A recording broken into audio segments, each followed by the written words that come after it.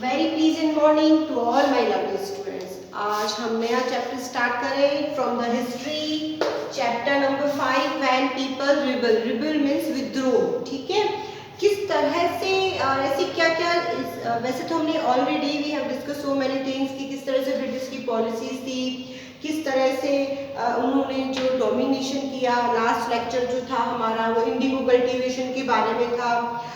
तो ये सारी ही जो चैप्टर है, this chapter is related to the all other chapters. जो भी चीज़ें अभी हम तक पढ़ चुके हैं अभी तक, वो सारी चीज़ें इसमें आएंगी कि व्हेन पीपल रिबल। स्पेशली हम बात करेंगे 1857 एंड आफ्टर, कि इस डेट के बाद ऐसे क्या क्या बिल्कुल चेंज हुए, जो एक लेसन था ब्रिटिशर्स के लिए भी, कि उनको ऐसा लग रहा था कि यहाँ पे रूल करना बहुत ही ईजी है, लेकिन जो रिवॉल्ट, जो विद्रोह, जो मूवमेंट, जो आंदोलन उन्हें फेस करने पड़े, उसके बाद उनको ये चीज़ समझ में आ गई कि बहुत अच्छे से, कि अगर वो इंडियंस पर रूल करना चाहते हैं या इस कंट्री पर रूल करना चाहते हैं, तो they have to take care of their needs also, कि उनको उनकी जो ज़रूरतें हैं या जो उनकी बेनिफिट्स हैं उनको भी उन्हें देखना पड़ेगा। तो सबसे पहला जो टॉपिक है, it's about the policies and the people. Find what were the policies of the government which reflect the people. ऐसी कौन सी पॉलिसीज थी जो ब्रिटिशर्स ने बनाई और जो इंडियंस के लिए क्या थी, बहुत ज़्यादा अप्रेसिव थी, बहुत ज़्यादा अप्रेसिव थी। Policies of the East India company affected the different peoples. अब कुछ किसको उन्होंने इफेक्ट किया? अब इसमें देखो यहाँ पे किंग है, ठीक है, किंग को इफेक्ट किया, जो भी राजा थे, क्वीन थी, इसके बाद पीजेंट्स थे, है ना, जो भी पीजेंट्स थे। पीजेंट्स कौन होते? किसान। पीजेंट्स के बाद यहाँ पर है लैंडलॉर्ड्स थे। लैंडलॉर्ड्स के बारे में हमने पढ़ा था, जमींदार जिसको हम कहते हैं, लैंडलॉर्ड्स, जमींदार। ट्राइबल्स, ठीक है, ट्राइबल्स कौन से होते थे? जो फॉरेस्ट में रहते थे, जो आदिवासी जो लोग होते थे। इसके बाद लास्ट में है सिपाही है हमारे, यानी कि सोल्जर्स, ठीक है। ये सारे ही लोग उनकी पॉलिसीज से क्या हुए? इफेक्ट हुए। अब we are going to discuss the all policies. सबसे पहले हम पॉलिसीज को डिस्कस करेंगे। सबसे पहला जो टॉपिक है which I am going to explain is the nawab lost their power. अब नवाब के बारे में अगर हम बात करते तो हमने पहले ही ऑलरेडी पढ़ चुके हैं, battle of Plassey, battle of Buxar, Sirajuddaulah, Mir Jafar, सब के बारे में। अब उसमें क्या हुआ कि जो सुप्रीम पावर जो है वो किसके पास आ गया था, यानी वो खुद क्या बन गए थे? ब्रिटिशर नवाब किया था हमने पहले। तो सबसे पहला जो वो था, इस रिवॉल्ट का रीजन था कि नवाब लॉस्ट देयर पावर, कि नवाब के पास अपना कोई पावर नहीं रहा। मैं इसे एक्सप्लेन कर रही हूँ। Since the mid 80th century the raja has seen their powers erode. Raja को ऐसा लगने लगा, राजाओं को, नवाब को, कि उनकी जो पावर्स हैं उन्हें खत्म किया जा रहा है, यानी सारे सुप्रीम पावर्स थे, it was the hand of the Britishers. They had the gradually lost their authority and honor. एक तो अथॉरिटी जा रही थी, दूसरा ऑनर। ऑनर यानी जो उनका सम्मान था, जो उनका रिस्पेक्ट था, वो अब नहीं रहा, क्योंकि वो कुछ कर नहीं पा रहे थे अपनी पब्लिक के लिए। Such as the resident has been stationed in the court and the freedom of the rulers reduced and armed force the disbanded. जो रेजिडेंट ऑफिशियल थे, यानी एक ऐसे पर्सन जो ब्रिटिशर्स की तरफ से राजा के कोर्ट में हमेशा रहते थे, कि जो भी चीज़ें हो रही थी उसको वो वॉच करते थे, यानी इंडिपेंडेंट नहीं रहे वो लोग। कौन? रूलर्स और नवाब। वो जो रेजिडेंट ऑफिसर था ब्रिटिशर्स का, वो उन पे हमेशा नजर रखता था। The kingdom of the rajas were annexed on the various pretexts like the subsidy alliance, doctrines of lapse। ये सारी पॉलिसीज हम ऑलरेडी कर चुके हैं। धीरे धीरे एनेक्सेशन शुरू था, यानी कि उनका जो टेरिटरीज थी इंडियंस की, वो धीरे धीरे वो अपने कब्जे में लेते जा रहे थे। कौन? ब्रिटिशर्स। अब झांसी का इसमें एग्जाम्पल था, और कई सारी उन्होंने ऐसी पॉलिसीज बना दी, subsidy alliance, doctrines of lapse. तो ये सारी चीज़ें उनको बहुत ही ज़्यादा क्या कर रही थी? खटक रही थी। किसको? रूलर्स को। Then the company even began to plan how to bring the the Mughal dynasty to an end. अब इसके बाद जो मुगल डायनेस्टी का जो रूलर चल रहे थे, हालांकि वो वीक थे, लास्ट जो रूलर था पावरफुल वो औरंगजेब था। औरंगजेब के बाद ऐसा कोई पर्टिकुलर रूलर पावरफुल रूलर नहीं आया, लेकिन वो अभी भी ये चाह रहे थे कि मुगल डायनेस्टी को इंडिया में क्या किया जाए, खत्म कर दिया जाए। ठीक है, उसकी पूरी वो प्लानिंग कर रहे थे कि जो डायनेस्टी बची है, जो रूलर्स बचे, उन्हें भी यहाँ बिल्कुल खत्म कर दिया जाए। तो it's about the reason they involve in the revolt. इसी ये रीजन रहा, जो नवाब थे, राजा थे, वो इस रिवॉल्ट में क्या हुए, इन्वॉल्व हुए। Second reason is the peasants and the sepoy. Sepoy is the Hindi word, जो सोल्जर्स थे, सैनिक थे, उनको क्या कहा जाता था, ब्रिटिशर्स उन्हें कहते थे सिपोही, है ना, एक उनका प्रोनाउंसिएशन था। एंड पीजेंट्स, पीजेंट्स होते किसान। अब ये इनको क्या ऐसी कुछ प्रॉब्लम्स थी या ऐसी कौन सी पॉलिसीज थी किसकी, ब्रिटिशर्स की, जो इनके लिए बेनिफिट नहीं थी और इनको रिवॉल्ट करना पड़ा। So first is in the countryside peasants and zamindar resented the high tax and the rigid methods to revenue collection. Rigid यानी जो भी टैक्स कलेक्शन किया जाता था, टैक्स के बारे में हम पहले पढ़ चुके हैं ना, किस तरह से टैक्स लिए जाते थे, कौन कौन से सिस्टम थे, माहलवारी सिस्टम, परमानेंट सिस्टम, ये हमने कर चुके हैं।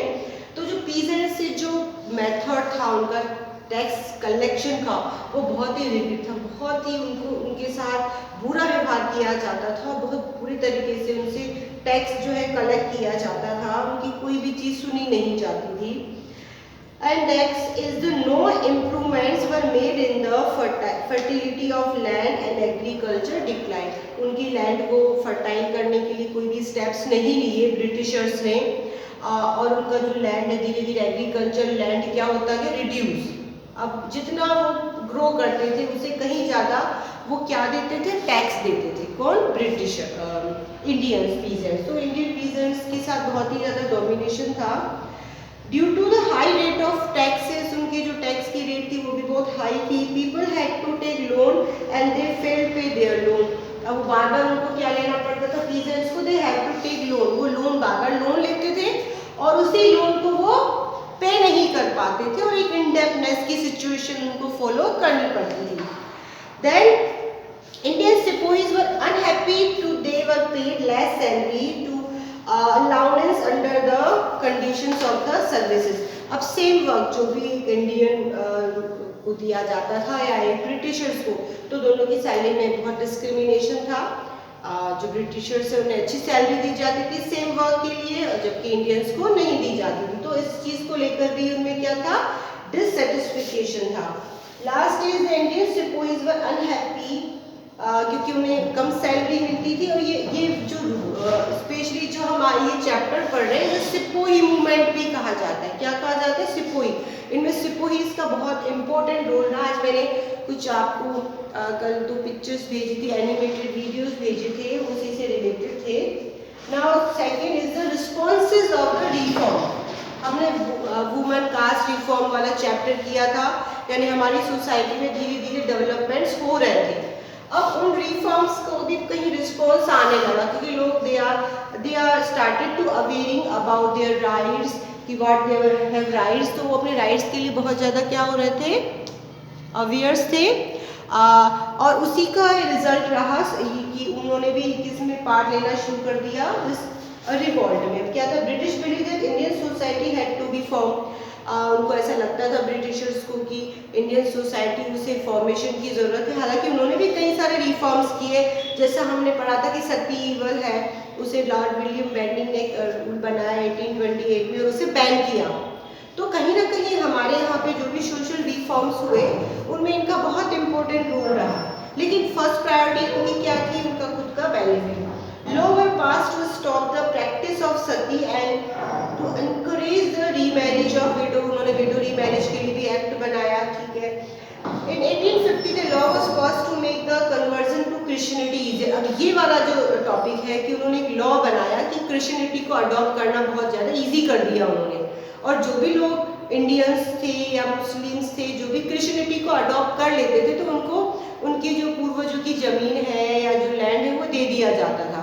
यानी कहीं ना कहीं वो अपने रिलीजियस को इंडियंस इंडियंस पर क्या कर रहे थे, थोप रहे थे, उन्हें इस चीज के लिए फोर्स कर रहे थे कि वो अपना रिलीजियस क्या कर ले, चेंज कर ले।